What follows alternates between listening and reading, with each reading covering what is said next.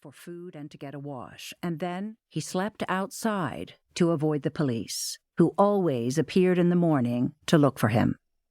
At first, Jack's mother's home was on Ridge Road, surrounded by fields and trees, and then it was on Cochrane Street, where a nearby fire made Jack's mother feel the row housing was unsafe. A little later, the family moved to a neighborhood called the Battery, where houses are built into the sides of the cliff below Signal Hill. Fishing wharves line the water's edge below the cliffs, and the wharves and stores, small sheds where fishermen gutted the fish after a day's haul, stand on stilts in the water. The road through the Battery is narrow, with houses lining both sides like rows of crooked teeth, and the road ends in a wall of rock, with nowhere else to run.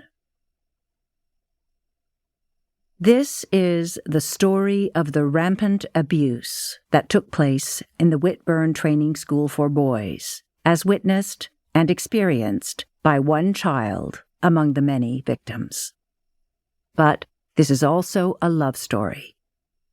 It's the story of Jack and Glennis, and a relationship so tender and respectful, so full of love, that Jack was able to survive the trauma of childhood and youth, and day by day to build a family, raise 2 children, Brittany and Nicholas, and create a new life.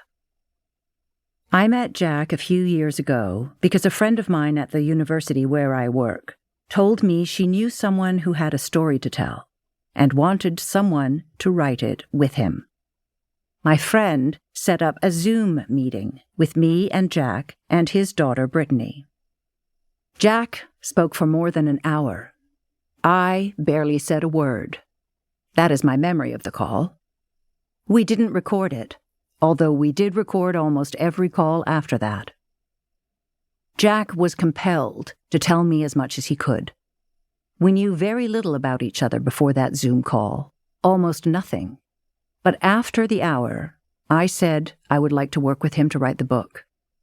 We would write it together. Jack left the Whitburn boys' home knowing how to read, but unable to write. He does, however, know how to tell a story. And together, we shaped every sentence in this book.